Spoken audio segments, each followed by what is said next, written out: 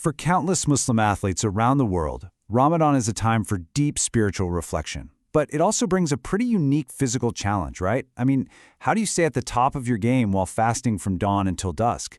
It's this incredible meeting point of faith and physiology, and we're going to break down exactly how it all works. So the real question here is all about balance. If you're an athlete, your body is your livelihood. How do you square that with a faith that asks you to, for a time, deny that body's most basic needs for food and water? It's a delicate dance for sure, and over the next few minutes, we're going to explore the principles that help them find that perfect harmony. All right, here's our game plan. We'll start with the core dilemma, then get into the nitty-gritty of whether training is allowed and when you can actually break your fast. We'll tackle the tough calls around competitions, figure out how you make up for missed days, and then, this is the big one, we'll look at the powerful idea of intention, which really changes everything. Okay, first things first, let's just acknowledge the central challenge here. An elite athlete's body is like a high-performance engine.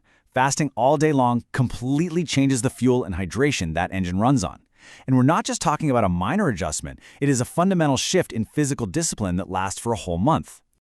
So that leads us right to one of the biggest practical questions for any athlete. Can you even train hard while you're fasting? Is it allowed? Let's take a look at what the scholars have to say about this. Well, the ruling on training isn't a simple yes or no. Think of it more like a spectrum, and it all depends on the impact it has on you. It's considered halal or permitted as long as it isn't causing you any real harm and you can still perform your religious duties. But it becomes makruh or discouraged if it pushes you to a point of exhaustion where you can't even pray properly. And finally, it becomes haram or forbidden if it actually endangers your health or puts your life at risk. The bottom line is always the preservation of your health and well-being. And this idea is captured perfectly by the renowned scholar Sheikh Yusuf al-Qaradawi. His guidance really boils down to one word: moderation. See, the point of Ramadan isn't to push your body to the absolute limit. It's about finding a sustainable way to stay healthy without compromising the spiritual purpose of the fast. But what about those times when the physical demands just get to be too much? Are there any situations where an athlete can legitimately break their fast? The answer is a clear yes, and Islamic teachings lay out some very specific exemptions. So, there's a broad consensus on three main exemptions that are really relevant for athletes. Number one is illness. Think about a serious injury where you medically need constant nutrition to heal. Number two is travel, like flying more than 80 kilometers for an official away game or a training camp. And number three is this really nuanced idea called extreme hardship. Okay, so what in the world is extreme hardship? Look, it's not just about feeling hungry or a bit tired. We're talking about a level of distress that poses a genuine risk to your health. It's that tipping point where the fast stops being a spiritual challenge and starts becoming truly unbearable and potentially dangerous. And here's the key difference, right here. Normal discomfort, feeling hunger pangs, being thirsty, a little fatigue, that's all unexpected part of the spiritual journey of Ramadan. But extreme hardship, that's different. That's a real risk to your health, and that is what provides a legitimate reason to be exempt. For every athlete, knowing where that line is absolutely critical. And this leads us to what is probably the ultimate pressure cooker for a professional athlete, having a massive, high-stakes competition fall right in the middle of Ramadan. So, does game day count as a valid reason to not fast? You know, this is where you see some differences in scholarly opinion.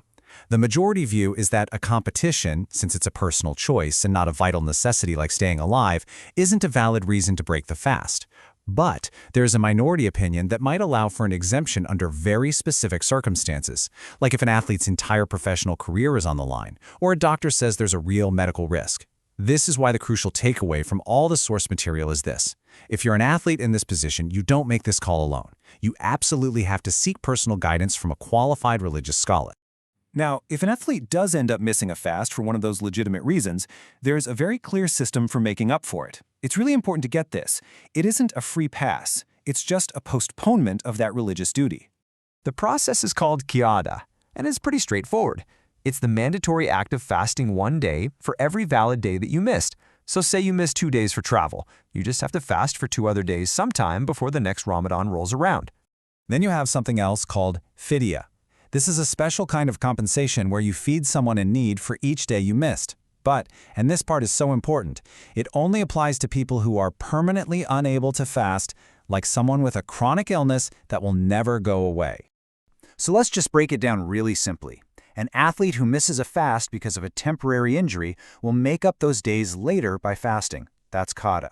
An elderly person with a chronic condition who can never fast again will pay the fidya. One is a postponement, the other is a substitution. They are absolutely not interchangeable. All right, so we've gone through a lot of the rules. But the real spirit of Ramadan is so much more than just a list of do's and don'ts.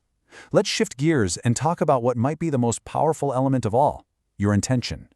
In Islamic thought, there's this beautiful concept that your body is an amana, basically a sacred trust given to you by God. And what that means is that we actually have a religious duty to take care of it, to keep it healthy and strong. Now, when you start to see it through that lens, suddenly training is no longer in conflict with your faith. In fact, it can become an act of worship in itself. It becomes a way of honoring and preserving that sacred trust you've been given. And think about it. The benefits are spiritual, not just physical. A strong and healthy body lets you perform your prayers with more energy and focus. It helps you endure the fast with greater patience, and it allows you to better serve your family and community. The physical and the spiritual are completely connected. And that all leads us to this fundamental principle in Islam, a famous teaching from the Prophet Muhammad. At the end of the day, every single action, whether it's a prayer or a workout, is judged by the intention behind it. So for the Muslim athlete, this reframes the entire month. Is your goal just to win a game? Or is it to maintain this sacred trust of your body in a way that is pleasing to God? That is the real question at the heart of balancing faith and performance.